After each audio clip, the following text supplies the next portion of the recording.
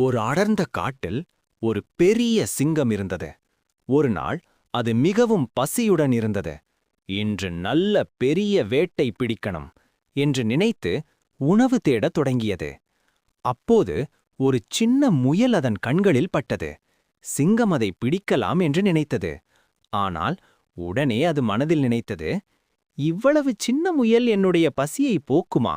இன்னும் பெரிய மிருகம் கிடைக்கும் என்று பேராசைப்பட்டு முயலை விட்டுவிட்டது. சிறிது நேரத்தில் ஒரு மான் அங்கே ஓடி சென்றது. இதுதான் சரியான வேட்டை என்று சிங்கம் மானை துரத்தியது. மான் மிகவும் வேகமாக ஓடியது. சிங்கம் முழு வேகத்தில் ஓடியாலும் மானை பிடிக்க முடியவில்லை. சில நேரத்தில் சிங்கம் மிகவும் சோர்ந்து போனது. சரி, அந்த முயலையே பிடிக்கலாம் என்று திரும்பி பார்த்தது. ஆனால் முயல் அப்போது எங்கும் இல்லை. பசியுடன் சிங்கம் அமைதியாக அமர்ந்தது. அப்போதுதான் அது புரிந்து கொண்டது, கையிலிருந்ததை விட்டு பேராசைப்பட்டால் கிடைத்ததும் போய்விடும்.